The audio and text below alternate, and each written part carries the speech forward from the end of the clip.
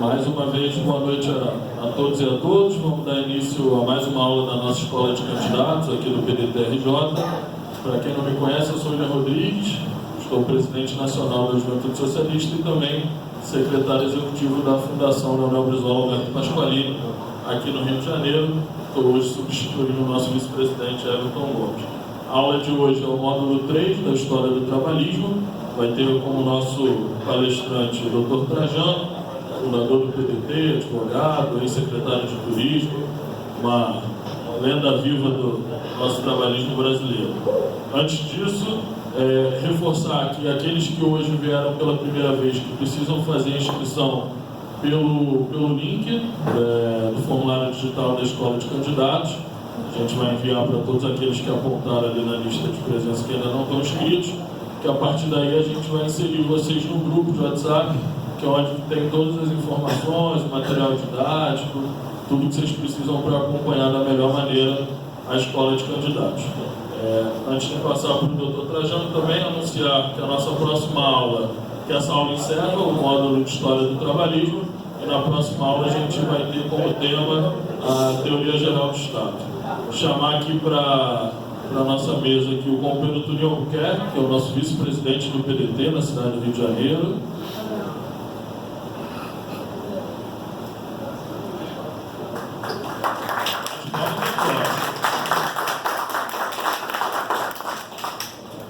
Chamar o companheiro Marcelo está aí ainda? Tá, do Movimento de Educação. O movimento está sendo reorganizado aqui no partido.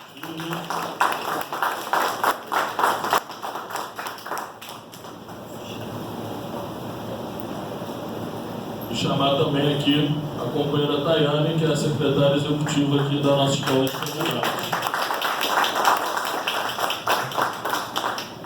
Agradecer ainda a presença aí da galera da Juventude, que tem ajudado na organização, Matheus, Eduardo, que é vice-presidente estadual da Juventude, e vamos dar início aos nossos trabalhos.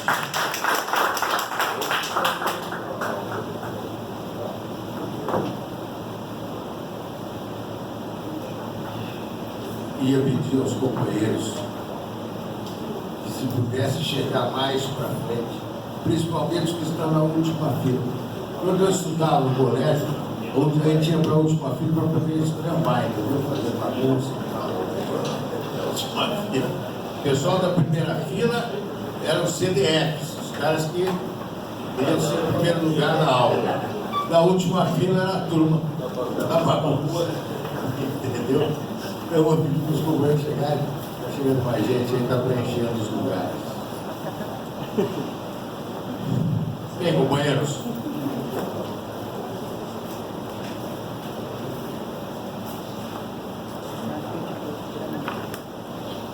eu depois vou fazer umas perguntas para vocês. Mas eu queria começar dizendo o seguinte: vocês estão entrando no partido, a maioria é novo no partido, não é? Quem é que tem mais de um ano de partido?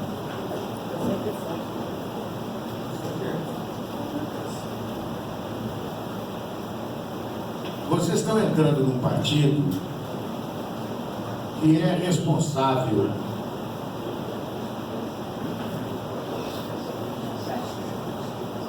pelo que o Brasil tem de moderno hoje. A história desse partido começa longe. Começa antes da própria existência dele. A história desse partido começa com as aspirações republicanas do povo brasileiro no tempo do Império. Eu não vou dizer para vocês que se o imperador tivesse continuado dirigindo o Brasil, nós não estivéssemos melhor hoje. E, na verdade, a proclamação da República não foi o resultado de uma mobilização popular que levou o povo para as ruas, e, numa pressão avassaladora, obrigou o regime imperial a descer do poder. A República do Brasil foi proclamada por um golpe militar. Talvez esse golpe tenha inaugurado a série de golpes que houve no nosso país. Militares e o último nem tão militar. Mas a verdade é que já em 1835, quando surgiu a Revolução Farroupilha no Rio Grande do Sul, que era motivada muito pelo descontentamento dos produtores rurais, fabricavam charque, e estavam descontentes com o tratamento que eles vinham recebendo do governo central. Então, estimularam aquele movimento, mas na verdade o ideário do movimento era o ideário progressista, que ia desde a abolição da escravatura, já em 1835, quer dizer, 55 anos, né? Antes da abolição da escravatura. E pregava o ideal republicano. Tanto que foi fundada a República de Piratini e depois denominada República Rio-Grandense. E durou 10 anos. Declarou o Rio Grande do Sul independente do Brasil e isso durou 10 anos. Mas nunca conseguiram tomar Porto Alegre. A capital do estado, os farrapos nunca conseguiram tomar. Ficou sempre em poder do Império. Mas então isso vinha de longe. E foi lá, exatamente, que nasceu a semente do trabalhismo. Ocorreu que em 1860, portanto, na segunda metade do século XIX, nasce um cidadão lá que vocês conhecem como nome de rua, que é o Júlio Prats de Castilhos, conhecido como Júlio de Castilhos, que é o nome de várias ruas em várias cidades brasileiras. Esse homem, ele estudou em São Paulo, e lá em São Paulo ele absorveu os ideais republicanos. Foi para o Rio Grande e começou a combater impiedosamente o Império.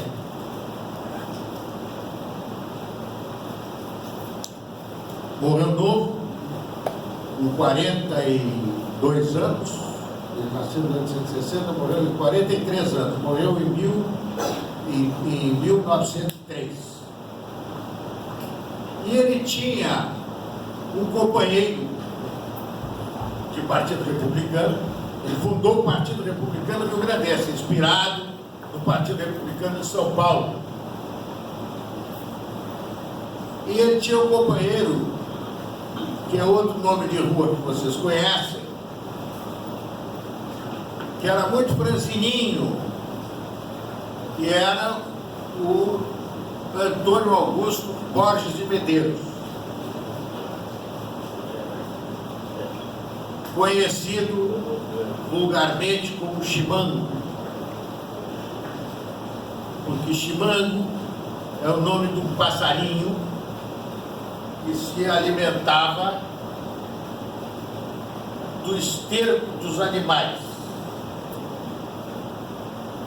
E como eles tinham muitos inimigos, os inimigos botaram nele o apelido de Chimango para diminuí-lo. Ele, o Júlio de Castilhos e ele, esposavam uma filosofia que naquela época estava em moda aqui no Brasil, e à qual também muitos militares se filiaram, que foi o positivismo, que tinha uma visão científica de tudo, do processo político, do processo econômico. E o positivismo é a raiz filosófica do trabalhismo. E foi tão importante no Brasil que a enciclopédia soviética, editada na União Soviética, no tempo da União Soviética, tem um verbete sobre o positivismo no Brasil, que diz que o positivismo para o Brasil tinha a mesma importância que o marxismo teve para a Rússia. Olha só. Então, Júlio de Castilhos, com Borges de Medeiros, com Assis Brasil e outros, fundaram o Partido Republicano Rio-Grandense e acabaram dominando o Estado. O Borges de Medeiros governou o Rio Grande do Sul 15 anos, chamada ditadura científica. Imagina, se é possível existir uma ditadura científica. Ele era um ditador científico. E não saía do poder, porque as eleições eram permanentemente fraudadas. Era muito comum defunto votar, por exemplo.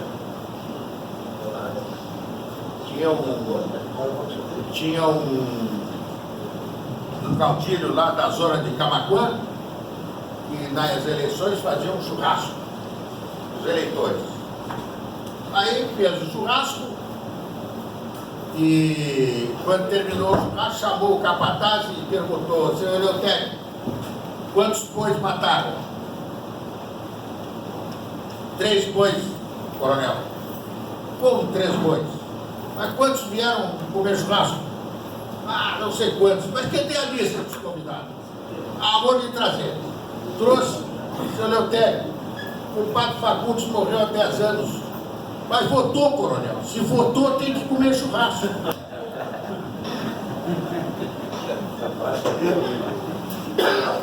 Então vocês estão vendo que nada do que está ocorrendo é novidade, entendeu? Muito bem. Assim, o Borges de Medeiros governou 15 anos. Num dado período do governo dele, ele convidou um jovem advogado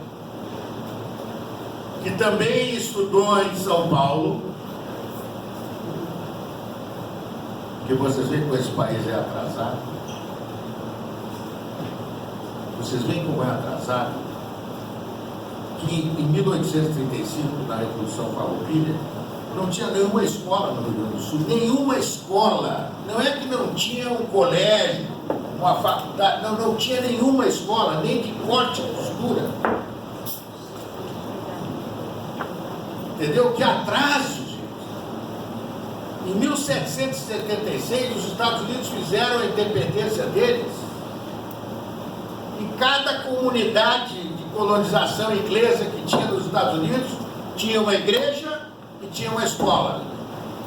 Aqui, os portugueses nos deixaram um continente como país. Não foi um país-eco, como os espanhóis deixaram dividida a América Latina em país-ecos. Deixaram um continente e as igrejas e nenhuma escola. Aqui na rua 1º de Março tem 5 igrejas e nenhuma escola. E aí é essa nossa ignorância, que tem depois uma outra origem, que a gente em outra oportunidade vai falar, é que nos levou à situação que nós vivemos hoje. Mas muito bem. Então o que acontece? Não tinha escolas, não tinha educação. E os jovens gaúchos iam estudar em São Paulo. E o Getúlio foi estudar em São Paulo. Voltou para o Rio Grande, foi ser secretário do Borges de Medeiros. Foi convidado pelo Washington Luiz para ser ministro da Fazenda. Foi ministro da Fazenda do Washington Luiz. E voltou para o Rio Grande para suceder o Borges de Medeiros na presidência do Estado, que naquela época não se chamava governador, se chamava presidente do Estado. E ele foi presidente do Estado. Acontece que o modelo pós-imperial da República Velha, que não soube se desdobrar no assunto da escravatura. Se Dom Pedro II era contra a abolição da escravatura, o problema dele não era a abolição da escravatura. O problema dele era o seguinte: muito bem, nós vamos libertar os negros, e o que eles vão fazer? Porque quem mais queria libertar os negros naquela altura eram os fazendeiros, que não queriam mais sustentar os negros. E o que fizeram em 1888? Disseram: olha, você está livre, viu? Boa tarde, foi um prazer, viu? Vai à luta. Não deram terra, não deram nada para os negros libertos. Isso é que o imperador não queria. Eles aproveitaram que ele viajou, pegaram a princesa, fizeram ela assinar aquele negócio do ligeirão e mandaram os negros às farras. Muito bem. Abolida a escravatura e abandonados os negros, o que aconteceu depois da queda do Império foi uma situação de atraso no país. Predominância do latifúndio de São Paulo e de Minas. Começou a política do café com leite. Uma eleição, o presidente é paulista, outra eleição, o presidente é mineiro, e assim foram, até que começou o descontentamento na Bahia, na Paraíba, no Rio Grande do Sul, e as coisas se concentraram muito no Rio Grande do Sul. Já tinha havido os movimentos, as tentativas de modernização, o movimento dos tenentes em 22, o famoso episódio do Forte Copacabana, onde morreram todos praticamente, salvou-se, acho que o brigadeiro Eduardo Gomes e o Siqueira Campos, acho que salvou-se ali. Depois veio a Coluna Prestes, em 1924, que cruzou o país e foi acabar na Bolívia. E aí começou então a gestação da Revolução de 30, sob a liderança do Getúlio. O Prestes foi convidado para ser o comandante militar da Revolução. Mas o Prestes já tinha lido uns livrinhos de marxismo e tal, já estava com outras ideias na cabeça. E como todo novo comunista, era um radical.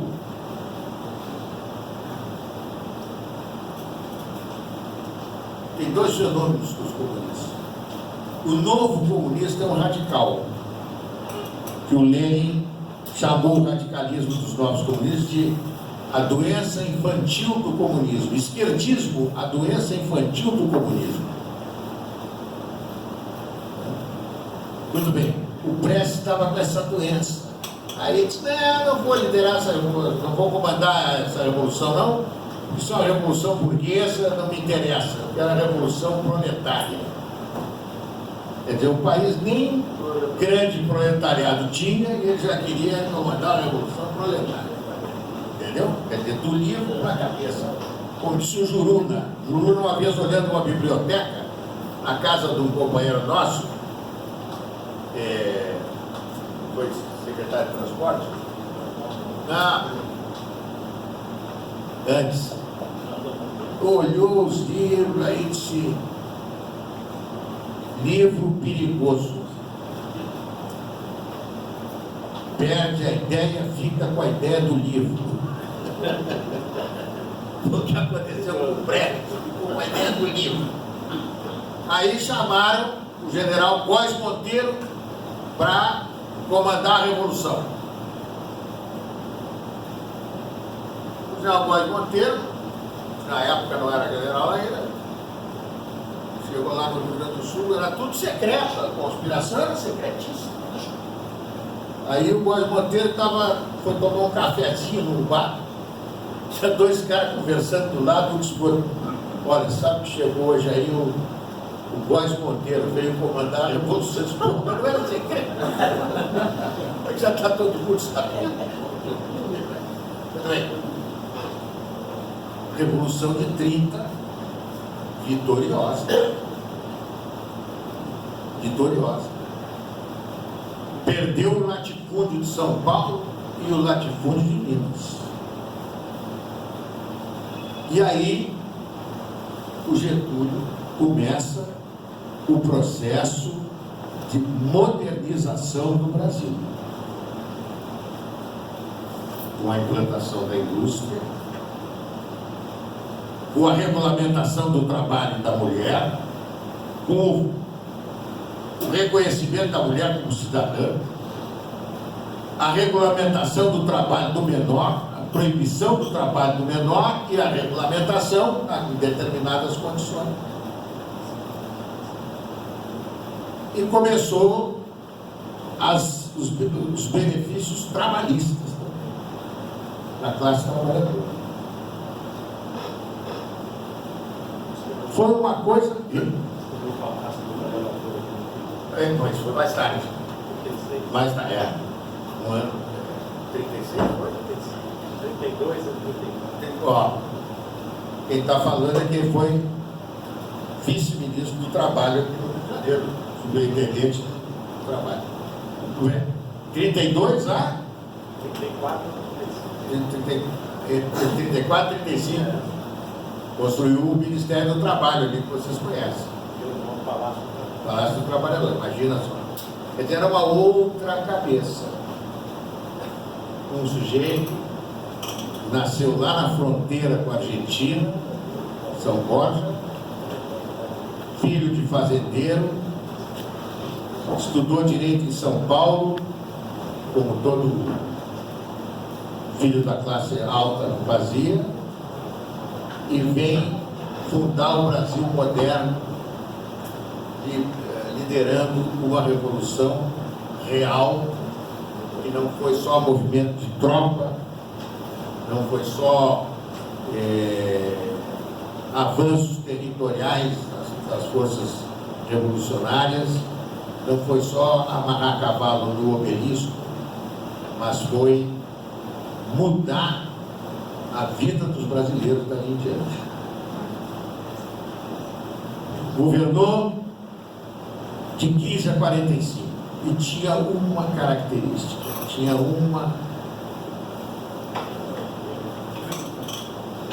como é que eu vou dizer? Uma bandeira, que era o Estado Nacional Brasileiro. Um projeto de Brasil com começo, meio e fim, onde o que era fundamental era o exercício da nossa soberania sobre todo o nosso território e as nossas riquezas. Isso é uma coisa que vocês têm que meter na cabeça, porque isso é uma coisa, é a única coisa fundamental que justifica a existência do trabalhismo. É a defesa do direito do povo brasileiro de usufruir, explorar as riquezas do seu país, que sistematicamente foram e são roubadas. A Inglaterra explorou isso aqui durante anos, o Império, e continuou na República Velha. Tinha um nobre inglês que vinha receber juros. O Getúlio assumiu em 30, acabou, chegou para ele, olha, tem um inglês aí, veio receber um juro. Que juro? É o juro de uma dívida. Que dívida? Não tinha dívida nenhuma, era uma, entendeu? Safadeza inglesa. Safadeza inglesa.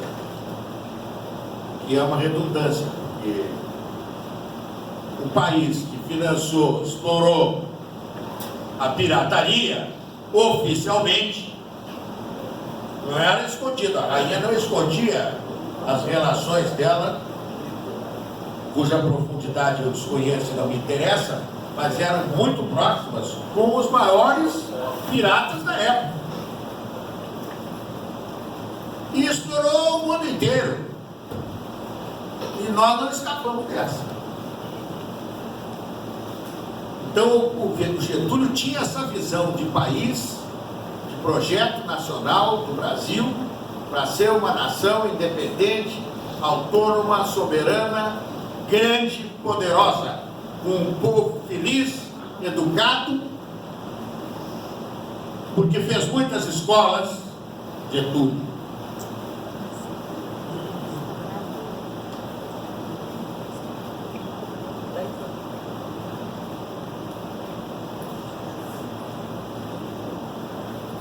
Então ele não podia ficar.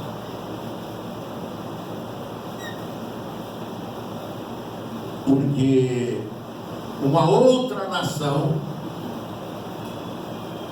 com a mesma origem étnica dos ingleses, mas herdeira também do espírito de rapinagem dos ingleses, tanta rapinagem que pegaram metade do território mexicano para eles, na mão grande, na mão grande. Então esse homem que está lá no Brasil, esse baixinho, é um perigo. Tem que tirar o cara de lá. Como é que tira o cara de lá se o cara é adorado pelo povo brasileiro? É conhecido como o pai dos pobres, é o líder dos trabalhadores. Como tira o cara desse? E conta com o apoio da maior parte das Forças Armadas. Como é que tira? Tem que criar uma situação para ele sair. Ocorre que nesse período desenvolve-se a crise na Europa, com o surgimento do nazismo na Alemanha, do fascismo na Itália e as disputas territoriais que se instauraram, porque aquele Hitler, que era um tarado, imaginou que ele podia, pela força, conquistar territórios da Europa para garantir o desenvolvimento da indústria para benefício do povo alemão. Até completamente maluco. Então, essa coincidência acabou nos levando para a Segunda Guerra Mundial. Há muita controvérsia sobre por que nós entramos. Nós, os estudantes, lutamos muito para o Brasil entrar na guerra. Mas eu não sei, eu não tenho certeza se quem afundou os nossos navios foram os submarinos alemães ou foram submarinos de outra nacionalidade interessados em nos botar na guerra. O fato é que nós fomos para a guerra. E como é que a gente vai para a guerra? Com o exército, não é? E nós fomos com o nosso exército. Getúlio tirou um certo proveito da situação, exigiu a construção de Volta Redonda, uma série de vantagens e tal, concedeu 2 ou 3 bases aéreas temporárias lá no norte, para permitir o acesso mais rápido dos aviões americanos para a África. E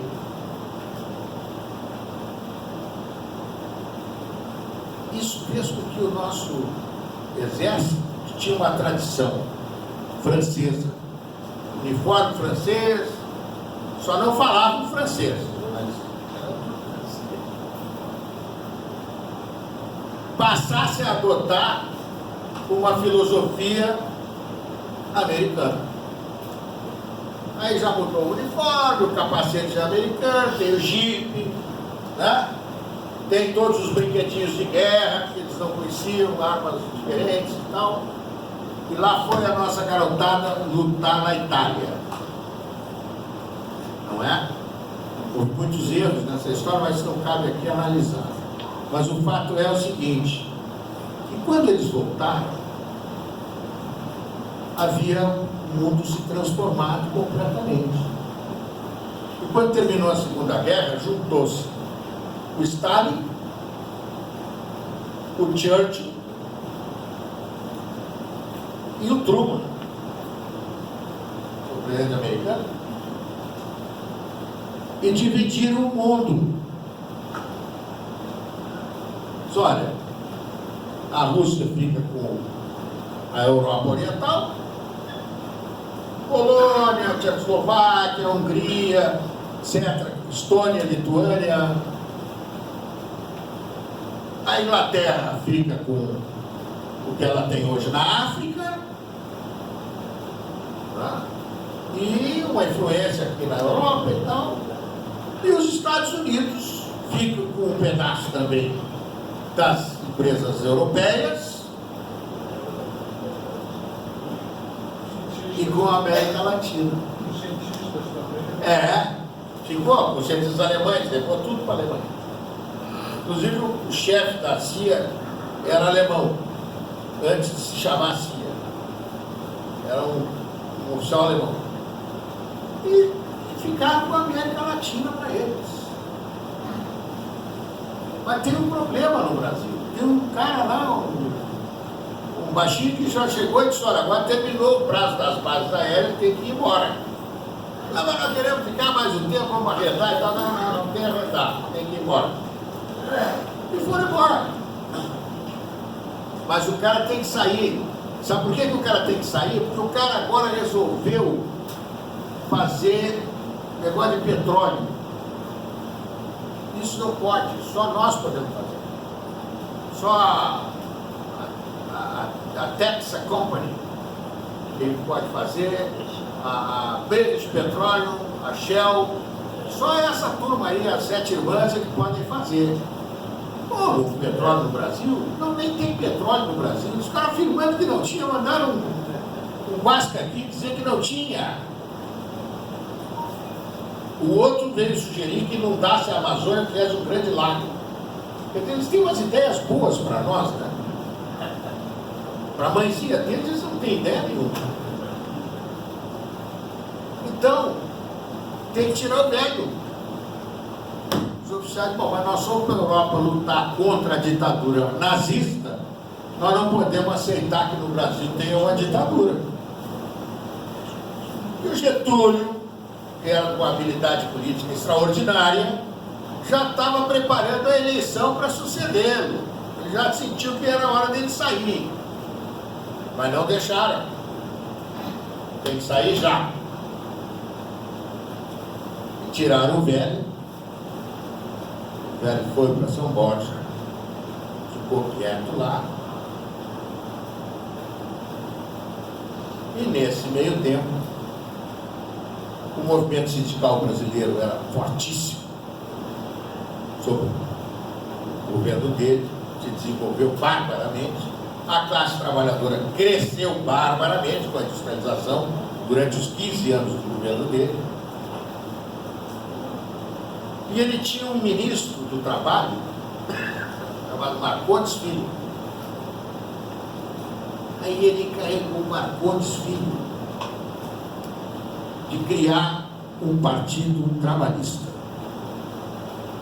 E o Marcondes Filho fundou o Partido Trabalhista Brasileiro, com os líderes sindicais de São Paulo. E a juventude toda aderiu ao Partido Trabalhista. Inclusive um jovem muito diferenciado dos demais, chamado Leonel de Moura Brizola, aderiu ao Partido Trabalhista.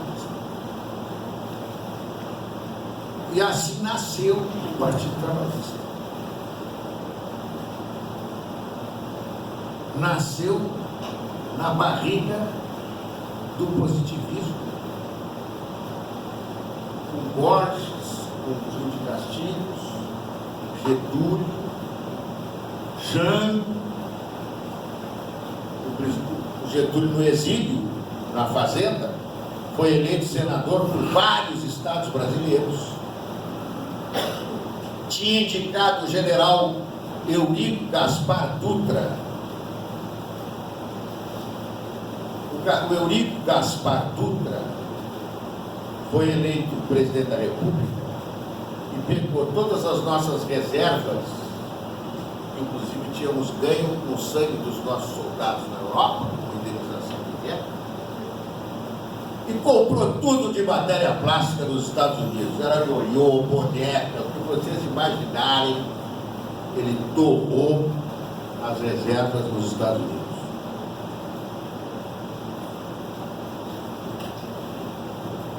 Tinha até uma piada: Adão foi feito de barro bom e maduro. De barro foi feito o Dutra. Eita, barro, filho, impublicável.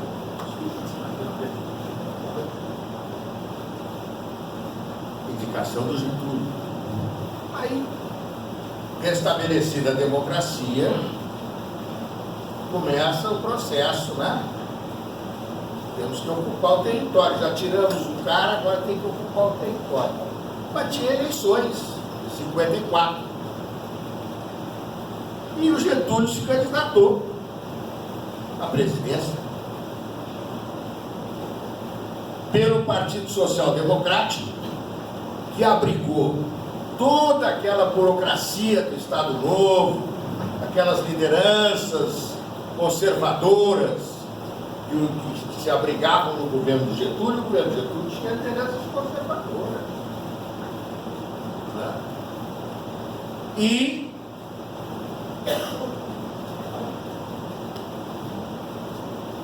compunha com o PTB uma frente para eleger o Getúlio. Foi candidato pelos dois partidos. Se elegeu o presidente da República para governar democraticamente. E aí ele escreveu: a democracia que eu quero não é a democracia liberal. A democracia que eu quero é a democracia socialista. A primeira vez que o Getúlio usou a palavra socialista foi nesse texto dele. E aí ele começou a fazer um governo progressista, desenvolvimentista, nacionalista e absolutamente democrático.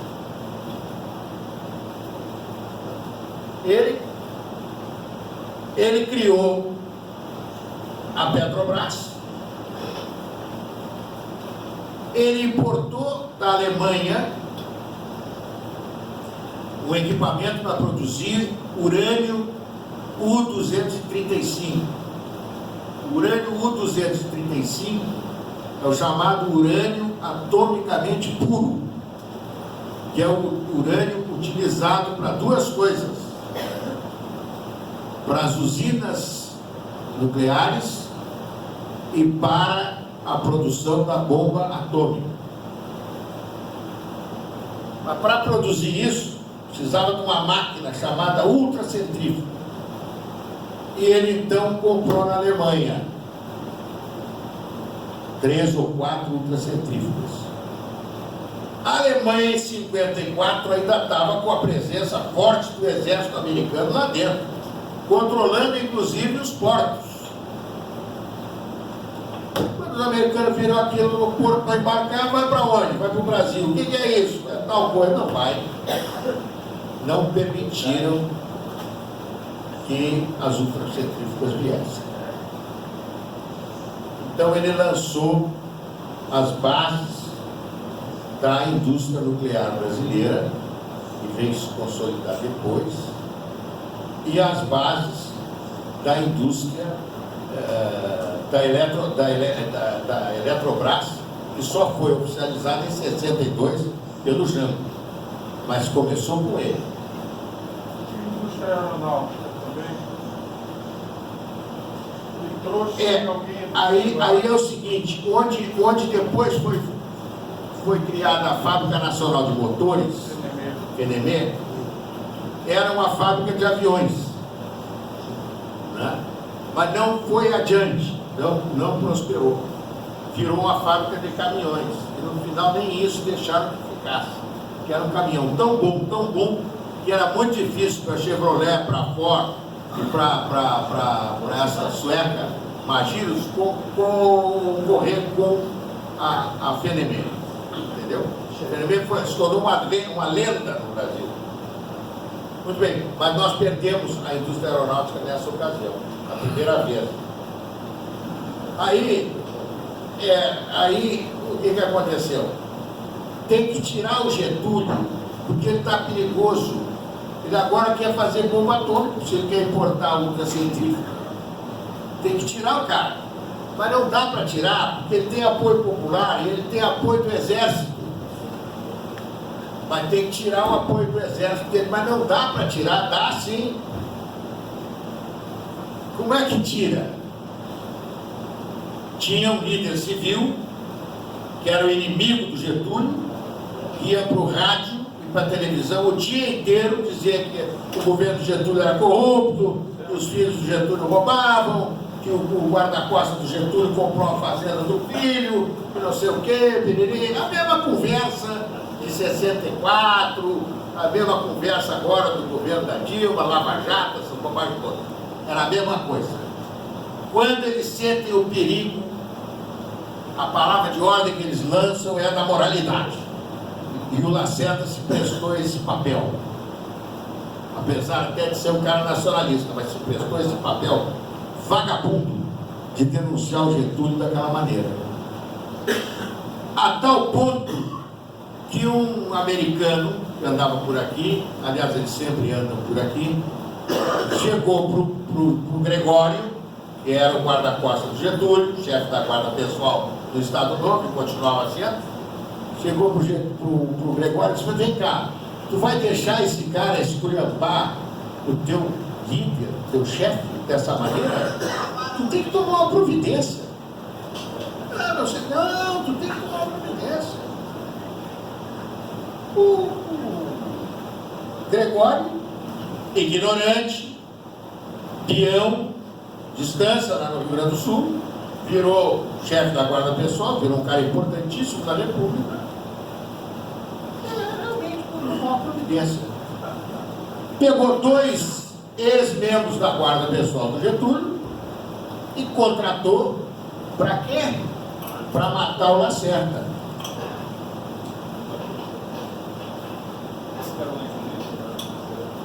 Bem? Não entendi? Não, o Anjo Negro era o Gregório. Contratou. Os caras foram lá matar o Lacerda. Mas na verdade não foram matar o Lacerda.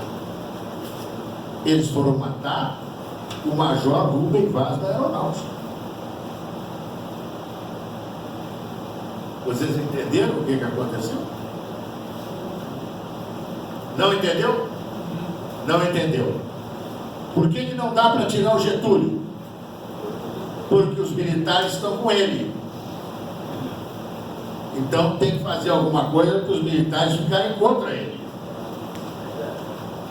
Não é isso? Existe alguma coisa melhor do que um cara ligado ao Getúlio matar um major? Foi isso que eles fizeram. Tanto que não existe no Hospital Miguel Couto registro do que foi feito no Lacerda, que foi levado para o hospital com um suposto tiro no pé. Ninguém leva um tiro de 45 no pé, doutor Antônio, e sai depois de curado caminhando normalmente. Não vai caminhar normalmente. Segundo, ninguém leva um tiro de 45 no pé e engessa o pé do dedão até a virilha, a menos que ele queira arrumar uma gangrena. Não sei se tem médico aqui, mas se tiver, me desminta. E foi o que aconteceu. Saiu o Lacerda de perna no ar, lá, engessado e tal. E o delegado Pastor, Jorge Pastor, da 12ª Delegacia, que foi responsável pelo inquérito policial que investigou o atentado ao Lacerda, disse para mim pessoalmente que no coração do Major Rubem Vaz cruzaram-se 2 balas de 45.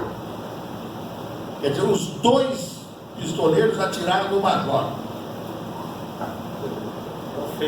Entendeu? E com isso tiraram o Getúlio.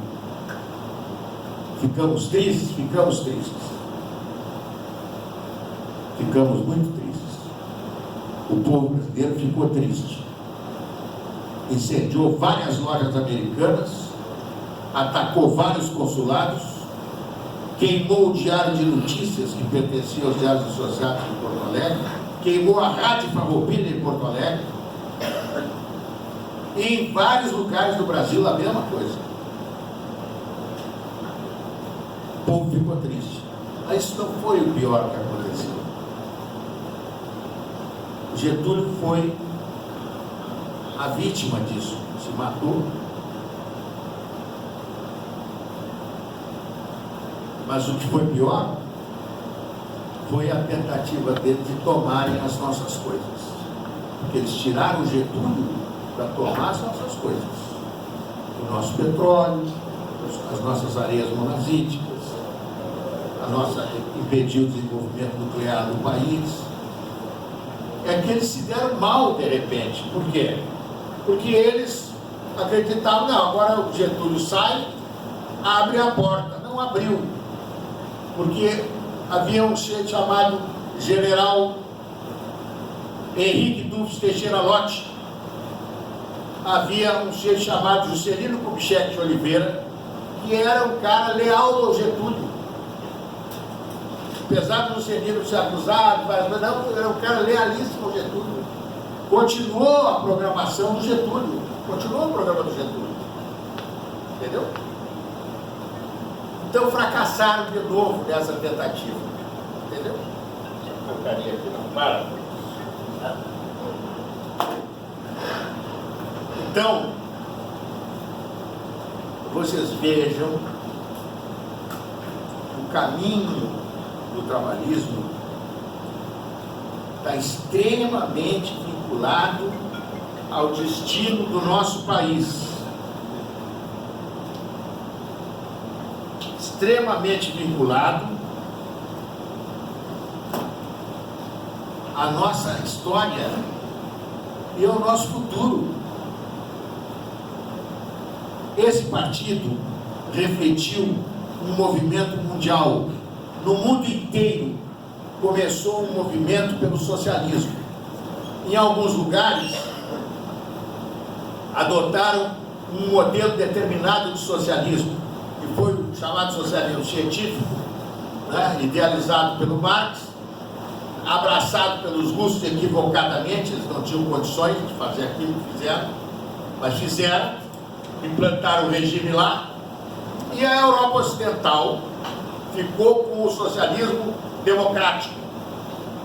Surgiram os partidos sociais democratas e socialistas. Em Portugal, na Espanha, na França, etc, etc, etc. Na Espanha ficou uma ditadura do Franco durante muitos anos ainda, em Portugal também, mas os partidos socialistas existiam na clandestinidade. E o Partido Socialista, coerente com esses da Europa Ocidental no Brasil, é o Partido Trabalhista Brasileiro, extinto pelo golpe de 64, e aí eu vou ter que comer um pouco uma parte do governo do Jango, porque morto Getúlio, vai o Juscelino, eles tentam derrubar o Juscelino, tentam matar o Juscelino várias vezes, vários atentados, uma rebelião em Jacareacanga, outra rebelião na base de Aragaças, da aeronáutica, tudo sufocado.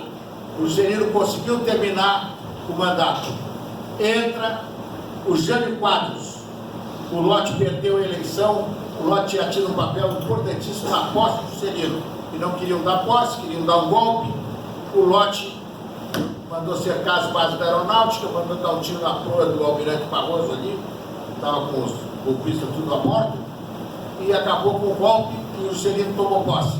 Termina o mandato, o Lott é candidato, não conseguiu vencer. O Jango era candidato a vice, naquela época não tinha vínculo com o presidente, as chapas eram isoladas, o cara era candidato a presidente, o outro a vice, podia votar no presidente de uma chapa e no vice de outra. E assim o Jango se elegeu vice-presidente e o Jânio Quadros presidente.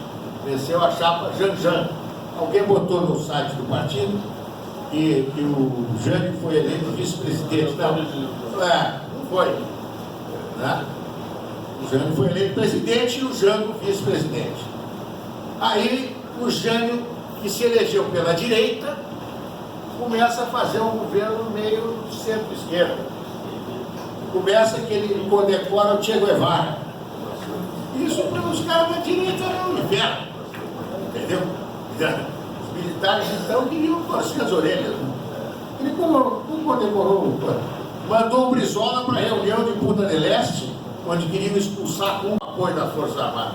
Tanto que caçaram centenas e centenas e centenas de oficiais. Foram caçados. O golpe foi dado contra duas coisas.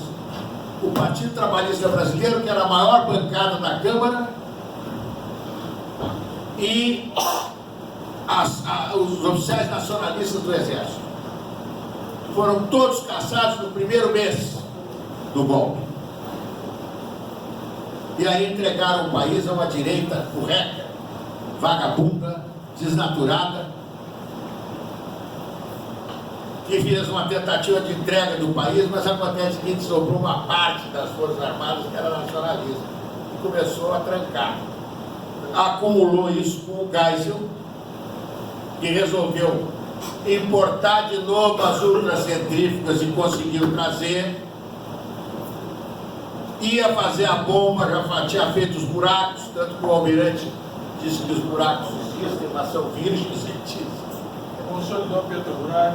Consolidou a Petrobras, né? Fundou uma porção de estatais anexas da Petrobras e a Eletrobras. O Geisel retomou o processo nacional de desenvolvimento. E aí, o que aconteceu? Tem que tirar os militares. Não é que tirar os militares, é mais difícil que ter que tirar os militares. Não, começar uma campanha pelos direitos humanos. Imagina se essa canalha ia estar preocupada com direitos humanos. O governo americano, sim, recebeu o Brizola de braços abertos. Claro, queriam tirar os militares de qualquer jeito. Tiraram daqui, do Uruguai, da Argentina, da Bolívia, do Peru, do Chile. Tiraram de todo lugar, porque é perigoso o milico. Eles gostam de dar golpe para os milicos, mas depois se arrependem, porque eles são nacionalistas, em última análise. Então tinha que tirar. Tiraram, veio o governo Sarney, veio o governo Collor, tudo para entregar. Foram entregando, que deu para entregar. Até a CSN entregar. Até que deu um tranco com o governo do PT. Só que o PT, estranhamente, aderiu ao neoliberalismo. O governo do PT foi um paraíso do sistema financeiro nacional. Havia uma lei de 1933 do Getúlio que proibia a cobrança de juro sobre juro. Lei da usura, decreto 22.626 de 1933. O que o nosso querido Luiz Inácio Lula da Silva faz? Faz uma medida provisória. Não, pode sim, pode cobrar juro. Pode cobrar até sobre o juro diário. Nada melhor que isso. Juros compostos. Hein? Juros compostos. É uma montanha, é uma bola de neve. Entendeu? E é isso aí. Então, entregaram o país o que puderam. Aí veio o PT, faz esse serviço. É verdade que distribuiu renda? Distribuiu. É verdade que protegeu as nossas coisas? Defendeu a Petrobras, e por isso mesmo tinha que tirar. Porque enquanto não mexeram no pré-sal, enquanto não descobriram o pré-sal, estava todo mundo muito contente com o PT. Eles só ficaram paus da vida quando a Dilma disse: não, no pré-sal ninguém mete a mão do Lula. Então tem que tirar os caras. Aí tira com a história da pedalada fiscal, uma palhaçada, um golpe. Eu acho que o PT cometeu um erro com a história eu acho que isso é uma coisa para a gente refletir. A história da Comissão da Verdade. Tu só pode fazer um negócio desse se tu tem o poder para pegar o cara que torturou e meter na cadeia. Se tu não pode fazer isso, não mexe nesse negócio. Os únicos dois países que tiraram a ditadura e não botaram nenhum milico na cadeia foi o Brasil e Portugal. Porque os outros todos, a Argentina botou general na cadeia, general que foi presidente morreu na cadeia. No Chile estão na cadeia. No Uruguai estão na cadeia. Aqui onde é que eles estão? Estão dando entrevista, dizendo que vão fazer, que vão acontecer, que não.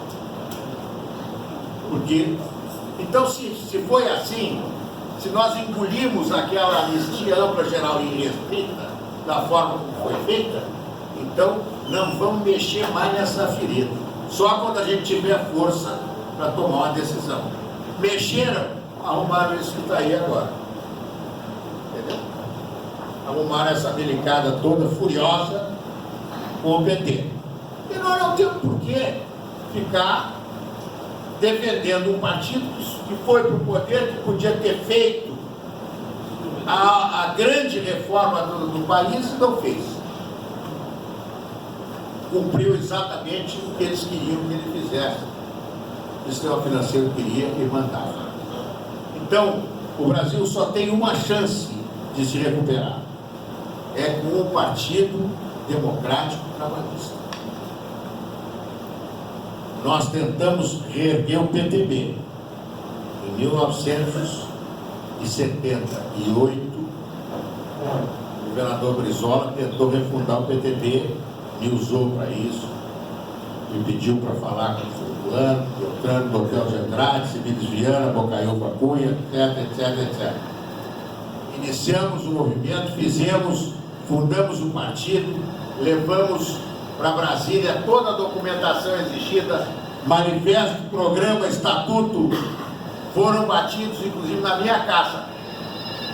O Dortel trouxe um alemão de Santa Catarina, que batia isso tudo na máquina. Eu achei que ele ia destruir a máquina, era uma Royal antiga, que era do meu pai. Ele bateu todos os documentos. Só tinha um deputado aqui, Toninho, que aderiu ao PTB na época, que foi o deputado José Maurício. bateu lá na minha casa, 11h30 da noite, eu quero assinar aí o negócio. Maurício Linhares. É. Nós fomos para Brasília, levamos para registro. Lá vários deputados federais aderiram na hora lá e tal.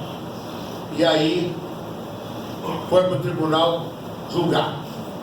O Golbery já tinha metido na cabeça e declarado que o trabalhismo não podia ter uma vertente só, tinha que ter mais de uma vertente. Uma vertente era o PT, a outra vertente era dar a sigla do PTB para Ivete Vargas, para virar esse balcão de negócios que virou. E para o Brizola não sobrou outra alternativa senão fundar um novo partido trabalhista, chamado desta vez de Partido Democrático Trabalhista. Ele tinha bolado um nome, ficou uma tarde pensando, e chegou na reunião com o nome de Partido Nacionalista, Partido Trabalhista Nacionalista e Democrático, PTND. Não, agora é muito comprido. Aí defendemos a tese do PTD, Partido Trabalhista Democrático. Ele botou em votação e perdeu. E aí ele disse, olha, todos dizem que eu sou caudilho, mas olha aí, perdi, vou adotar o nome que foi escolhido pela Assembleia. E adotou o PTD. Só que a lei proibia que houvesse semelhança fonética. Como tinha o PTB da Ivete, não podia ter PTD, porque podia confundir. Então, inverteu-se as letras e ficou o Partido Democrático Trabalhista. E eu vou dizer para vocês, é o único caminho e o único veículo que o povo brasileiro tem para recuperar a sua dignidade, a sua soberania, a sua riqueza e, sobretudo, a sua liberdade.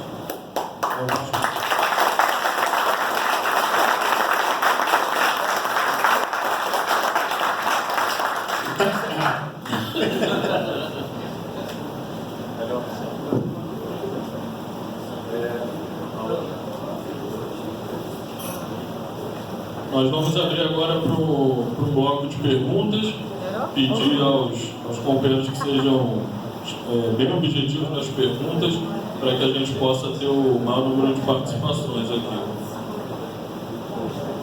Alô. Aí vamos abrir as inscrições aqui, aqueles que queiram fazer perguntas. Tem o primeiro aqui. Fazer um bloco de 5 perguntas. Depois já temos 4 inscritos. Mais alguém? 5 aqui, beleza. Boa noite a todos, obrigado pela oportunidade. Professor, prazer reencontrá-lo quando depois. Ah, é? Maravilha, valeu. O senhor foi muito claro em todas as suas expressões aí. Mas, enfim, uma pergunta muito simples. Fazendo uma reflexão do que já foi dito, na vida nada se cria, tudo se copia.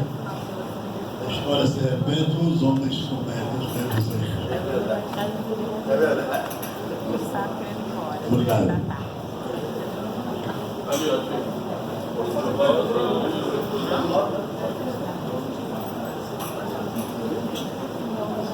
Bom, primeiro, boa noite. Primeiro, agradecer a presença, tá? Foi muito bom.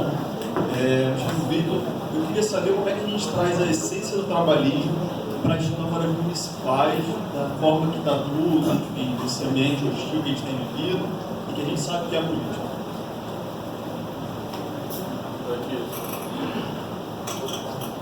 Boa noite, professor. Boa noite a todos. Eu queria saber, o senhor falou aí, nas suas palavras, sobre socialista na época de 1900 e tal. Eu queria saber como é que o senhor decreta isso para o dia de hoje, decreta o socialista para o dia de hoje. Como é que é? Não entendi. Qual é a pergunta? Como o senhor decreta o socialista para o dia de hoje?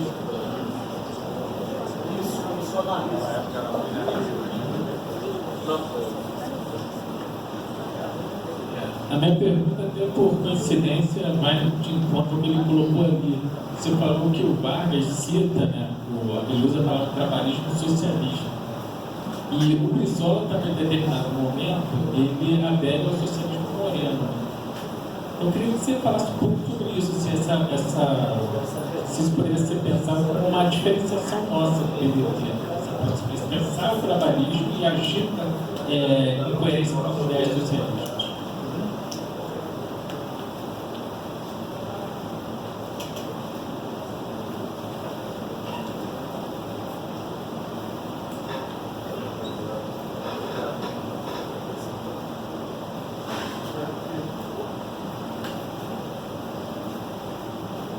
Professor Trajano, eu sou João Jordi.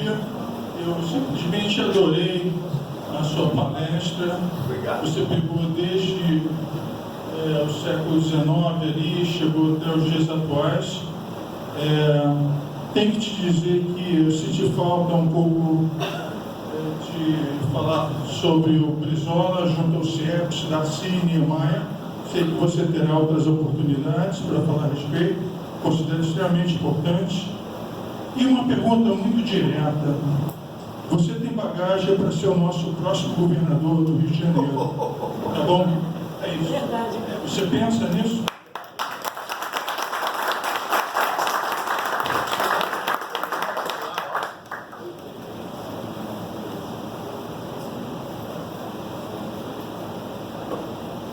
Boa noite, professor. Eu sou Fábio Guimarães, professor e advogado. Fiz o ensino fundamental na Escola Municipal Getúlio Vargas e passei os meus primeiros anos da minha vida escutando todas essas palavras que o senhor proferiu aqui nessa noite e achei linda e maravilhosa a sua colocação. Obrigado. A minha pergunta é em questão da esfera municipal, né? Quantas escolas nós precisaríamos ter em 2020, a partir de 2020, né? Tendo em vista que o projeto de Darcy Ribeiro e Leonel Brizola era construir 500 escolas a cada mandato. E isso também, vinculando isso à empregabilidade, tendo em vista que isso geraria milhares de empregos, e também na questão do turismo, né? Tanto a empregabilidade na questão de geração de novos postos de empregos nas escolas, futuras escolas que nós vamos construir, e em relação ao turismo no Rio de Janeiro, no município do Rio. Muito obrigado.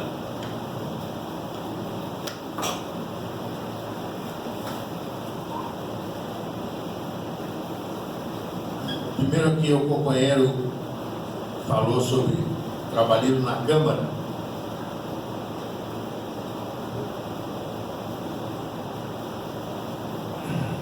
Uma coisa vincula a outra. Trabalhismo e socialismo é a mesma coisa. Tanto que na França existe o Partido Socialista. Na Inglaterra, o Partido Socialista se chama Partido Trabalhista. Na Polônia, que tinha um regime comunista e o partido que estava no poder, chamava-se Partido do Trabalho. Então essas nomenclaturas, né, não devem nos confundir. É a mesma coisa. A diferença é que os marxistas, eles defendem um tipo de socialismo que não corresponde muito ao que o Marx previu. O nosso Partido Trabalhista e os partidos socialistas democráticos da Europa são muito mais fiéis ao que o Marx falou. Porque o que o Marx disse?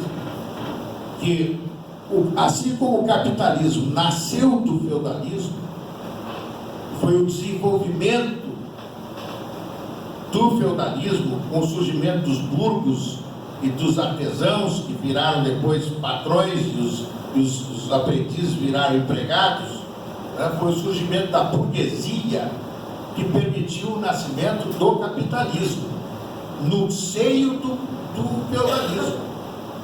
E quando nasce o capitalismo, já gera a semente da sua destruição, que é o quê? A exploração da classe trabalhadora. Só que o Marx não disse que era para, de repente, virar o jogo dessa maneira. Ele disse o seguinte: do capitalismo vai nascer o socialismo. E o Partido Trabalhista, ele é um partido voltado para os interesses da classe trabalhadora e daquela classe que não é nada, dos desgarrados, dos discriminados da sociedade. Ou seja, quem é socialista tem um olhar para os necessitados, os pobres, aqueles que o sistema não privilegia. O sistema privilegia uma elite muito pequena e depois uma classe média que vem abaixo e que, à medida que desce, é menos rica, mas é sempre uma classe privilegiada, porque fica com as migalhas da elite, que a mantém porque ela é imprescindível para a existência dela.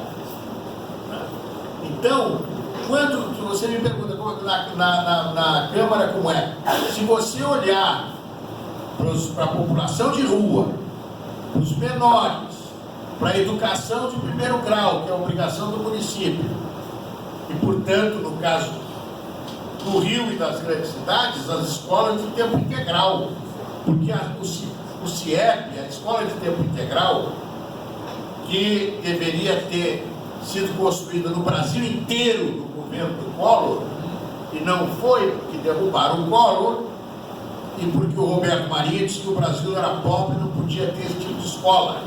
Mas esse tipo de escola é que forma o cidadão, é que tira o jovem da comunidade carente da mão do traficante e bota na mão da sociedade.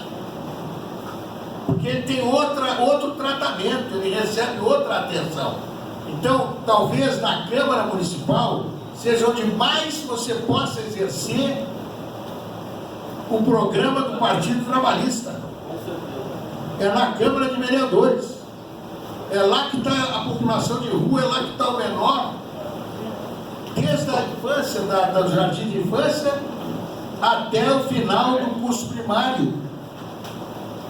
Então, meu futuro vereador, é lá que é o seu chão, né? O que é o socialismo hoje? Alguém colocou. O socialismo hoje é exatamente esse olhar para o pobre. Seja ele trabalhador de carteira assinada, seja ele o pedinte da rua. É um partido que tem que se preocupar com os que estão fora dos benefícios maiores do sistema. E não vamos esquecer a nossa classe média. A nossa classe média tem um lugar, mas você não vai se dedicar à classe média e deixar os trabalhadores para lá. Não. Quem traçou o fundamento teórico do trabalhismo foi um sujeito chamado Alberto Pasqualini, de cuja fundação, camarada aqui à minha esquerda, é secretário-geral do Rio de Janeiro. Qual é o outro camarada que é da Fundação Alberto Pasqualini, que estava aqui? Não tinha outro da Fundação? É o único. Entendeu? Olha aqui, o tesoureiro da Fundação. Como é que não tem? Entendeu? No Nacional. Entendeu? Então, o Alberto Pasqualini foi que existe um livro Bases e Fundamentos do Trabalhismo. Eu vou dizer uma coisa para vocês, hein? Vou dizer várias coisas, mas a primeira coisa que eu vou dizer é o seguinte: vocês têm que ler algumas coisas.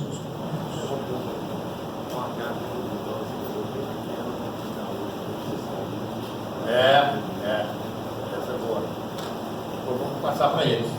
Eu digo o seguinte: quem é aqui que já leu o programa do partido?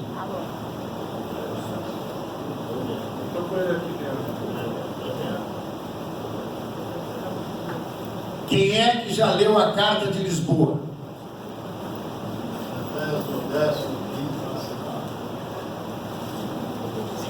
Estão vendo que está feia a coisa. Está mal a coisa. Vocês têm que estar impregnados disso. Senão vocês não vão conseguir fazer nem a campanha.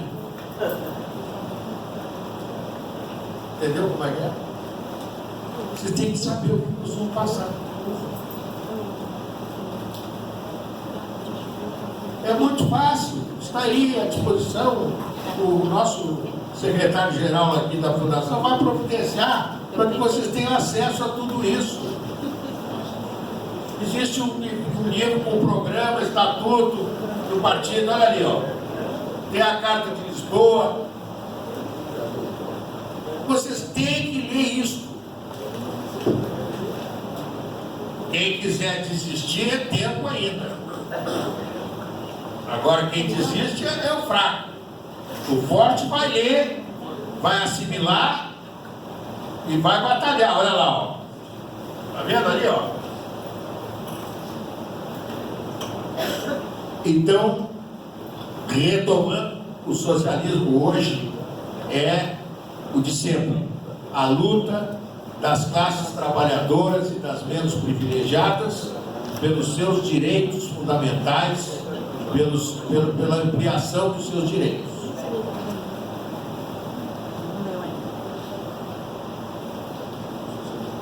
Trabalhismo e socialismo, Brizola socialista Moreno. Quem inventou a expressão socialismo moreno foi um cidadão chamado Darcy Ribeiro, que além de ser um antropólogo fantástico, é um dos maiores pensadores brasileiros.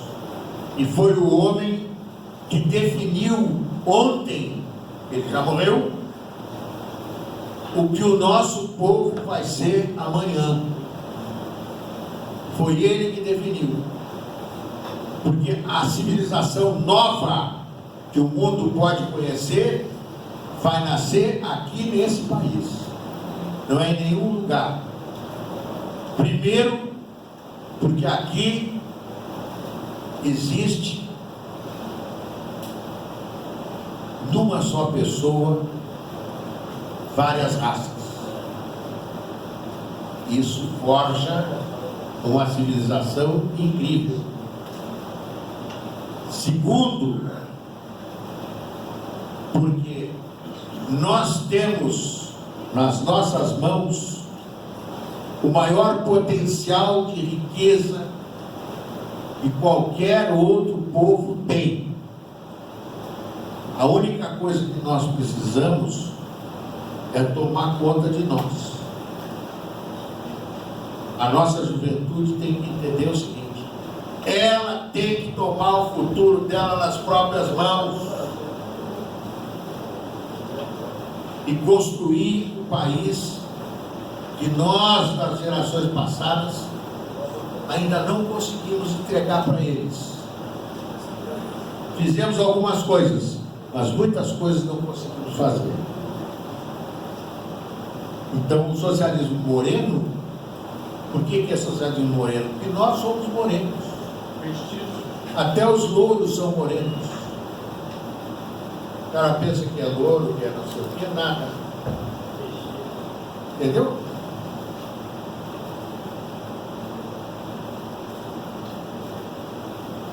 Quantas escolas tem que construir no Brasil? Eu não estou acompanhando. Não, dentro do projeto aqui do município, é claro, do Brasil também. Mas não, aqui no município eu imagino o seguinte, que a ideia é a seguinte. A ideia é a seguinte: tinha que ter uma escola acolhedora. Não é apenas uma escola para os guri entrar de manhã, sair ao meio-dia, outra turma das 2 horas, sai assim. Isso não interessa para uma cidade como o Rio de Janeiro, que tem milhões de pessoas vivendo em comunidades absolutamente carentes, as crianças com o pai fora de casa, com a mãe fora de casa, entregues à própria sorte, Por isso que nasceu o CIEP, para acolher a criança desde as 7 da manhã, dar café da manhã para ela, dar o lanche às 10 horas, dar o almoço ao meio-dia, dar o lanche à tarde, dar o jantar e mandar ela de banho tomado para casa. Essa que é a ideia. Essa escola, ela precisa, não sei quantas do Rio de Janeiro, mas eu te digo o seguinte, as 500 que foram feitas são poucas ainda. Mas a despeito disso, 3 ou 4 governadores se dedicaram a destruir essas 500 que foram construídas. São criminosos. Moreira Franco, Carotinho, Marcelo Alencar, criminosos.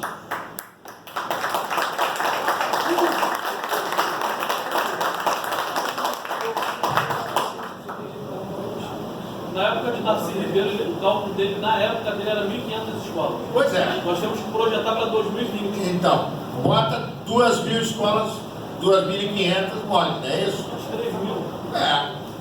Quantas mais, melhor. Entendeu? E que sejam escolas exemplares. Porque as escolas públicas antigamente eram exemplares. Quem destruiu a escola pública foi a ditadura militar. Eles que destruíram. E nós ainda não conseguimos reconstruir. Turismo. Uma vez me disseram, olha, estão botando uma fábrica de caminhão aqui perto, no sul do estado aqui. É Resende, né? Tem uma fábrica de caminhão. Quantos vão empregar? 200 empregados. Qual é o investimento? 200 milhões, sei lá, 100 milhões de dólares. Barbaridade. Aí eu disse, mas é melhor desenvolver o turismo. Porque o hotel bom tem 300 apartamentos, precisa ter pelo menos 600 funcionários. E tu constrói um hotel de 300 apartamentos com 50 milhões de reais, 100 milhões de reais, não de dólares, entendeu? Então, a questão do turismo é o seguinte, que tu desenvolve uma atividade que é altamente geradora de emprego e que é uma coisa que tu vende e não entrega. Porque tu vende um pão de açúcar e não precisa entregar o pão de açúcar. Entendeu? Tu vende as nossas praias, o mundo inteiro, e não precisa entregar. E o turismo brasileiro, ele só tem uma deficiência. É que o Brasil não é vendido lá fora. Verdade. Os países gastam milhões. O Brizola mesmo me ligou de Nova York. Vem cá, eu estou aqui há uma semana, a mulher dele estava doente lá, estou vendo televisão, tem propaganda de todos os lugares do mundo, só não tem no Rio de Janeiro. O Trajano era o presidente da... Eu era o secretário de turismo. Aí eu disse, vem aqui. Não. Fui lá, ele fez eu abrir o escritório da Turismo lá em Nova York, onde era a sede do Planeta. E é um troço tão cretino que eu respondi durante anos a um processo do Tribunal de Contas por causa da abertura desse escritório. Dubai pegou o dinheiro do petróleo e está investindo tudo em turismo. Dubai? Claro! Porque o turismo não esgota. O turismo não esgota, o petróleo vai acabar. Entendeu? E aqui é a mesma coisa, as pessoas não dão bola. Entendeu? E ainda tem o negócio seguinte. A imprensa, principalmente do Rio de Janeiro, se dedica a noticiar o ruim. Entendeu? Uma vez eu pedi para o Brizola uma verba, governador, vamos fazer uma publicidade no Uruguai, na Argentina, no Uruguai e tal. Quanto precisa tanto e tal. Ele me ligou 2 noites depois assim, olha, nós estamos trabalhando no varejo, eles estão trabalhando no atacado. Olha a reportagem que está no ar agora sobre o arrastão de Ipanema. Aquele arrastão de Ipanema foi previamente montado pela Globo. Tinha câmeras previamente dispostas. E eles pagaram aquela garotada para fazer aquele arrastão. Porque me deu um trabalho desgraçado. Eu tive que pegar um avião aqui, fui a Montevidéu, Buenos Aires, só para desmentir esse troço. Falei em 5 televisões de Buenos Aires, eu quero dizer o seguinte: quanto é que vocês pagaram pelo vídeo do arrastão? Ah, não sou trono, eu não sou nada, isso é tudo mentira. Entendeu? Vocês já viram um arrastão com câmera previamente colocada para filmar de vários ângulos? Entendeu como é que é? Uma sacanagem. Era para destruir o Brizola. Você tem que entender o seguinte: os americanos toleraram a volta do Brizola. Eles mataram o Jango, mataram o Juscelino e mataram o Lacerda. Não tenho nenhuma dúvida disso. Tentaram matar o Brizola várias vezes, não conseguiram. Aí no final chegaram à seguinte conclusão: é melhor deixar ele voltar. Deixa ele voltar, porque ele vai ser a prova viva de que tem abertura no Brasil. Agora, não pode jamais chegar à presidência da República. E como não tem mais o Exército, porque não nos interessa o Exército, é perigoso, resolve fazer bomba atômica, vamos botar a mídia em cima dele. E a Globo se dedicou o resto de vida que o Brizola teve, de 1979 até 2004, a destruir a imagem do Brizola. A Rede Globo principalmente, mas também as outras redes. No dia que ele morreu, a Globo falou o tempo todo só elogiando. Se falasse...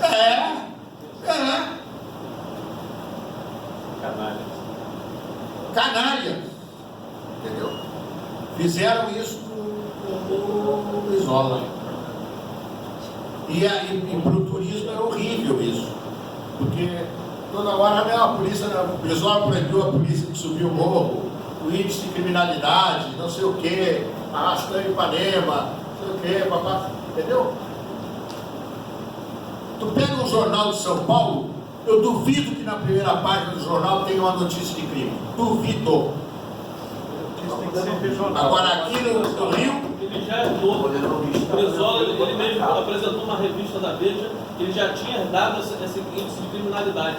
Que no governo dele estava caindo. Caindo, claro! Porque ele estava colocando as crianças nas escolas. Na escola. Estava gerando empregos, construção dos CIEPs. Exatamente. A Globo denegriu a imagem do CIEPs na época. Sim, sim. A Globo denegria tudo que o Brizola fazia. Quando o Brizola fez a passarela, eles diziam que a passarela ia cair. E o cara dizendo que ia cair até a véspera do negócio. Eles exploraram muita Neuzinha também contra ele. Exatamente. Entendeu? Mas eu digo para vocês o seguinte: olha, eu digo o seguinte: vocês estão entrando num partido que é o único partido que tem mártires. Nós não temos um morto, hein? Nós temos vários mortos. Nós temos vários mortos. Por isso que esse é o único partido que pode resgatar o Brasil, pode salvar o Brasil. É só o nosso, porque os outros não têm compromisso. O que o PT fez pela educação no Brasil primária, que é a que interessa? A universidade é importante? É. Escola técnica é importante? É. Mas eu quero saber as milhares e milhares de crianças que nascem todo dia, crescem na miséria e vão para o caminho do crime, que estão enchendo as cadeias do Brasil. Isso é que eu quero saber. Professor, eu participei do movimento do PT e o PT odiava o Brizola. Odiava o Brizola. Odiava o Brizola. Programa do PT. E odiava o Getúlio. Eu não entendo como o PT podia se aliar ao PT. Pois é. A verdadeira era acabar com a Era Vargas. Companheiros, vamos fazer mais um bloco de 5 perguntas, que a gente está se aproximando do teto, mas 5 companheiros que queiram se inscrever para fazer perguntas. Respondeu isso aí como governador um dia. Exatamente. Exatamente. Esquece que isso não existe. Primeiro ali. 2. Os companheiros não querem fazer pergunta, vou deixar só os homens perguntando. As mulheres não perguntam nada. 3, As mulheres estão silenciosas. 4, Vai perguntar. esses 4 aí. Começa por ela, ladies first.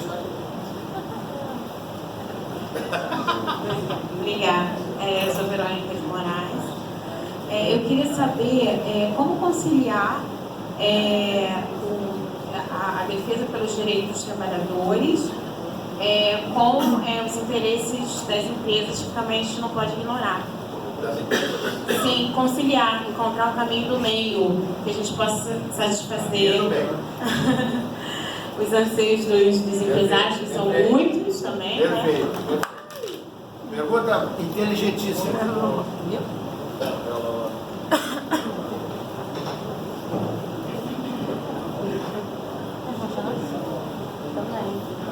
Boa noite. Ela? Eu queria perguntar a respeito, já que foi citado o ensino técnico e universitário, como também associar as bases trabalhistas com o ensino técnico, que tem sido bem prejudicado ultimamente, já que é um lugar onde coloca realmente o trabalhador no mercado e que é muito importante, que tem sido sucateado, né? Então, como associar O que tem sido sucateado? o ensino técnico? Tá.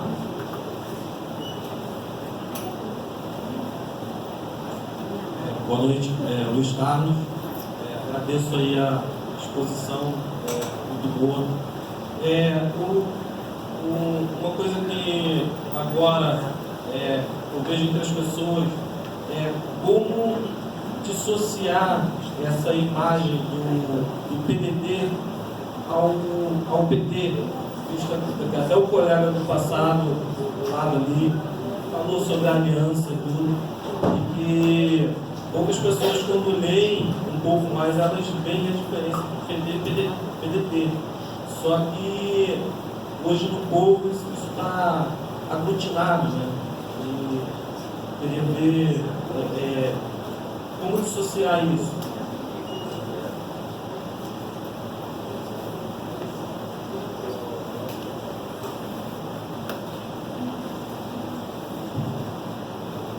Com a crise da Petrobras, do petróleo e o Rio de Janeiro, que é uma grande dependência, o senhor acha que a gente deveria ter um plano estadual de turismo que pudesse distribuir renda, gerar emprego em toda a região do estado do Rio de Janeiro, porque nós somos um estado banhado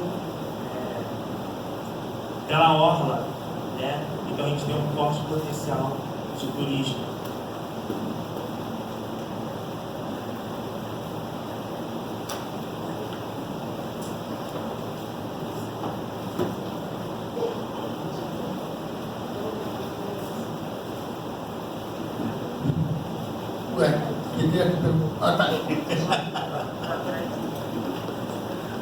Olha, exatamente o nosso programa, a nossa filosofia é a de conciliar os interesses do capital com os interesses do trabalho, mas privilegiando o trabalho. Porque não adianta você ter capital sem trabalho, seu capital não rende, a não ser na especulação, que é o que existe hoje pelo mundo afora. Mas o capital bom, que é o capital produtivo, ele só cresce, só se multiplica com o trabalho. Então, na relação trabalho-capital, o PDT e os partidos trabalhistas em geral e os partidos socialistas em geral da Europa, eles se vinculam, se fundamentam nessa ideia de conciliar o interesse do capital com o interesse do trabalho, a predominância do trabalho. Por exemplo, na França hoje você tem saúde de primeira qualidade, absolutamente de graça.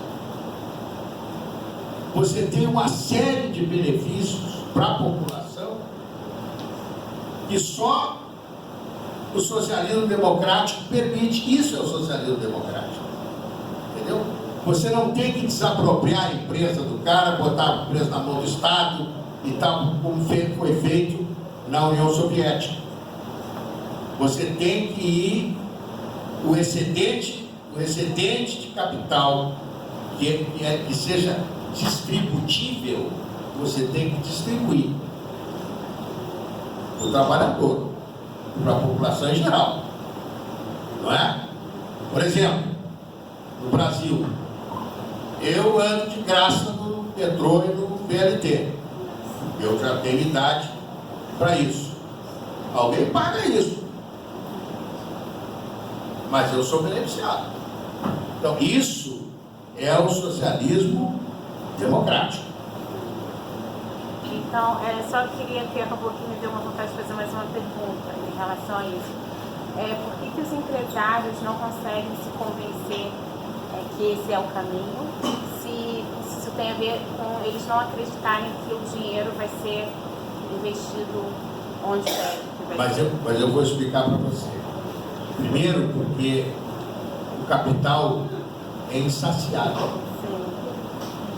O empresário... Eu não sou empresário não, mas... O empresário, ele é insaciável. Uhum. Existe apenas uma pequena camada de empresários que tem essa visão progressista. No mais, tu tem que ir ganhando, conquistando espaço. Por exemplo, o que existe na Suécia? Existe um alto grau de socialismo na Suécia, não é? Como é que os empresários lá aceitam? Se fosse perguntar, eles não iam aceitar, mas é assim. Foi a sociedade que avançou, as leis avançaram e eles foram aceitando. Como hoje aceitam no Brasil, o 13º salário, eu não sei o quê, entendeu? Mas enfim, não, há os retrocessos. Esses governos aí, bolsonaristas e coisas que tais, desde a queda da Dilma, que os retrocessos vão se sucedendo. Mas isso volta depois ao normal, entendeu? Porque a história não é feita por um mandato, a história é feita por um século, entendeu? Então, é isso. Qual é a outra pergunta aí?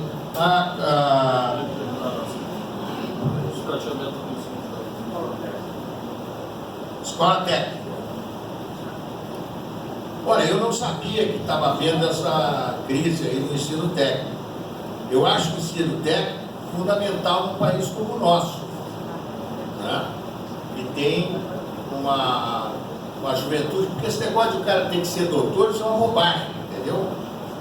Um bom técnico, às vezes, se dá muito melhor na vida do que um doutor com PhD e o diabo. Não é isso que vai fazer a vida da pessoa. E um país como o nosso, que está em crescimento, ou deveria estar, né? que deveria estar num processo intensivo de industrialização, que está em um processo de desindustrialização, precisa muito do ensino técnico. Porque a grande maioria dos funcionários de uma fábrica é operário com conhecimento técnico. Quanto mais técnico ele for, maior a produtividade e melhor para o desenvolvimento da empresa e do sistema capitalista, de modo a permitir a distribuição dos benefícios dentro da perspectiva do socialismo democrático ou do trabalhismo. Depois, interesse dos trabalhadores. Depois, qual foi a outra pergunta? Diferencial PT do PDT. É aquilo que eu digo. O PT nasceu do movimento sindical de São Paulo, como o PTB também nasceu. Mas acontece que o movimento sindical de São Paulo, que gerou o PT, só tinha uma preocupação, que era o aumento de salário. O Brizola uma vez disse para o Lula: só olha, vocês ficam fazendo greve por aumento de salário, vai ter uma fila na porta da fábrica para pegar o lugar de vocês. Entendeu? Isso não é... Claro que o sindicato tem que reivindicar melhores condições para os seus filiados, para os seus representados. Mas a grande luta não é só essa luta imediata pelo aumento do salário. A grande luta é pela transformação da sociedade. Uma sociedade cada vez mais justa, mais distributiva, mais assistencial para o povo, mais autônoma, mais dinâmica, mais progressista. Reproduzindo, assim, fazendo um paralelo até o meio militar dele,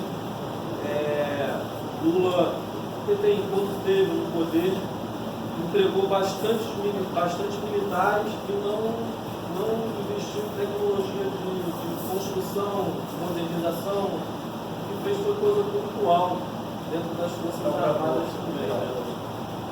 Então, pois é, o PTB tem muitas divergências com o PT. E como é que vai se distinguir do PT? Como é que vai firmar uma fronteira, digamos assim?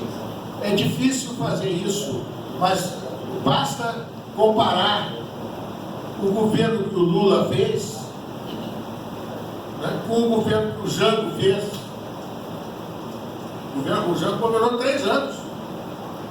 Fez um governo progressista, pregou a reforma de base e tal, entendeu? O Lula se adaptou.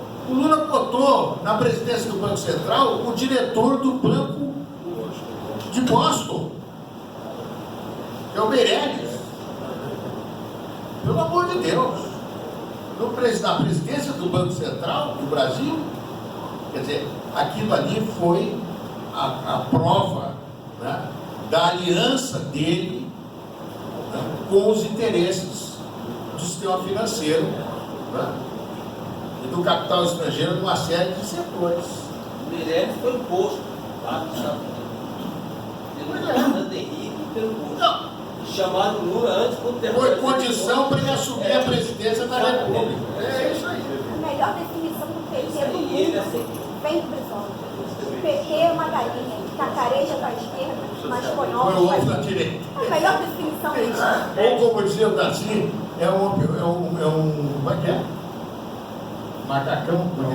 A UDN de macacão. Mas ninguém se ganha. A UDN era a União Democrática Nacional, era o partido da direita do Brasil. Mas, professor, ninguém se ganha. Disse que ele é um filhote de Galperim. Pois é, mas ele é filhote do Golbery. Ele é filhote do Golbery.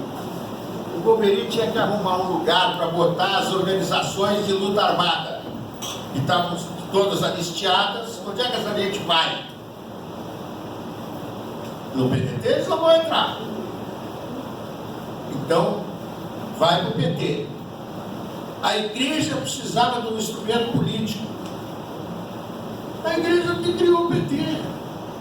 Tinha um companheiro nosso, que veio do PT para nós, e disse que recebeu da direção do PT, ele era do PT, uma missão de percorrer os estados do norte, aí deram para ele a relação. Só na cidade tal tu procura o padre fulano de tal, na cidade qual tu procura o padre fulano de tal. Quer dizer, então, era só padre da organização do PT, entendeu? Então foi isso que aconteceu, e saiu essa coisa, né? Nós apoiamos o PT, vamos ser honestos, nós apoiamos o PT. Por quê? Porque o PT defendia algumas coisas que nós defendemos, julgamos imprescindíveis. Aquilo que eu disse para vocês, a coisa mais importante que existe para o nosso partido é o nacionalismo. É a defesa da Petrobras, da Eletrobras, da Amazônia brasileira, entendeu? Aquele idiota daquele Macron foi dar uma força para o capitão, dizendo que não, porque vamos ter que formar uma força internacional para ocupar a Amazônia. É um idiota. Francisco babaca, já foram corridos daqui várias vezes, quando vieram, hein? Ele ganhou, vieram lançar as asas aqui em cima, apanharam, feitos os desgraçados, foram embora. Entendeu? E foram dar essa força para o capitão. É claro, quem denunciou primeiro essas ONGs no Brasil chama-se Lionel Brizola. Quem primeiro denunciou as ONGs. Essas ONGs não estão lá brincando, elas estão lá a serviço das potências estrangeiras mesmo. Tem até Marine lá, guardando áreas inteiras lá. Tem índio falando inglês. Esse general Heleno disse, eu fui falar com o cacique só falava inglês. É claro. Eu postei no meu Facebook isso, pelo Facebook. Pois é, tu vê, é isso aí. Mas eu acho que eu tenho assim, uma definição clara do governo do PT e que sempre vai à esquerda. Como é que pode um partido há 16 faz 16 anos de poder tendo um vice da direita? Isso, acho que o PT foi mais um partido de fisiologismo do que mais idealismo. Você concorda? Que ela é minoritária. O que predomina, porque o que predomina no Brasil é o interesse do sistema financeiro. Os industriais não são nem enxerados. Entendeu? E a tendência deles é aderir ao sistema, é claro, o cara é empresário, entendeu?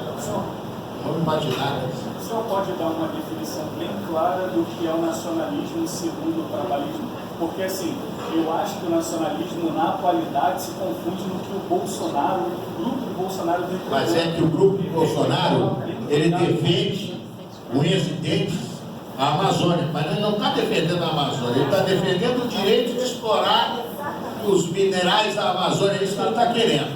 E é o seguinte, se ele é nacionalista, e a nossa diferença com ele é essa, ele que não permita a entrega da base de Alcântara aos americanos, que não permita a venda da Embraer para a Boeing, que não permita a venda do pré-sal para as empresas multinacionais, até chinês vem aqui comprar. Não é porque é americano não, porque eu também não quero chegar aqui e me topar com um cara assim, me dando ordens aqui, passando em todo mundo.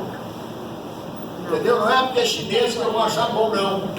E sobretudo porque é nosso, tem que estar na mão dele, na sua, e não na mão do estrangeiro. Ele proibiu até a destruição das máquinas que estavam dentro do país. As máquinas estavam, pois é. O sempre toca fogo quando se pega a máquina, Tem que destruir a máquina.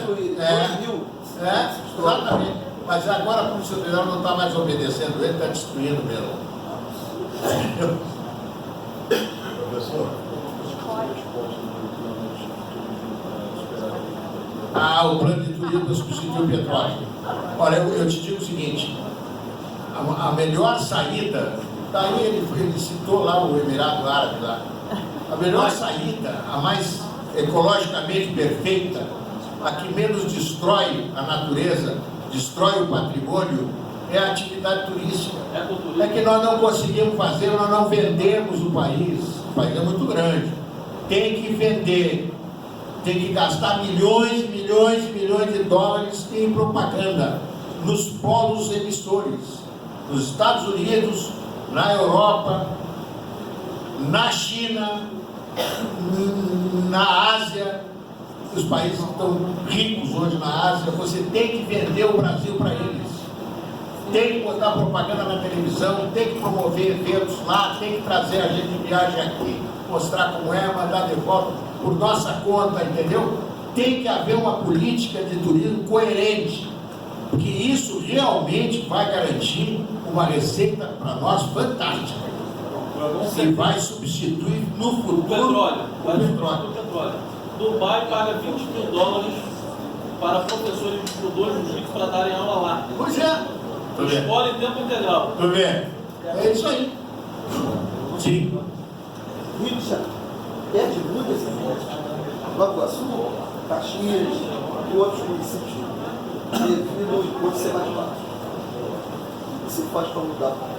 Para se voltar até porque se perde o trabalho, né? Os funcionários do Rio estão perdendo. Porque as empresas estão indo para Nova Iguaçu, Duque de Caxias. O que se faz para mudar? Porque volta a empresa. Nós usamos uma política tributária suicida. Os voos tinham, a maior parte dos voos tinha o hub aqui no Santos, no Galeão. Foram todos para São Paulo. Por quê? E baixou o ICMS sobre o petróleo, o combustível. 70%, 75% do custo da companhia aérea é combustível. Aqui, o ICMS é altíssimo, acho que é 22%, 25%, sei lá. É um absurdo. Ok? 32. 32? Depende da área. Também não pode isso. Entendeu? E essas outras coisas a mesma coisa, cara. Você aumenta o tributo aqui, mas todo mundo para Caxias, para Nova Iguaçu, e lá é de graça. Entendeu? É muito melhor você gerar emprego, gerar renda para as pessoas, e vão consumir, e vão desenvolver o comércio, vão desenvolver a indústria, e com isso vai enriquecer a sociedade em geral, do que você querer ganhar um tributo, que vai te dar um caixa ilusório momentaneamente, e vai destruir a economia. É o que faz aqui no Rio de Janeiro, tem essa mania. O município abriu mão para o ISS, uma isenção fiscal aqui, para que o site não está fazendo 300 no estado, para a minha cidade. Esse sistema tributário Está todo errado, hoje é principal. E eu duvido que eles façam reforma tributária, não conseguem. Não, vai mexer com menos. Bom. Tá bom o papo. Em 2022 nós vamos recuperar o Brasil. É um prazer enorme, mas eu acho que está na hora.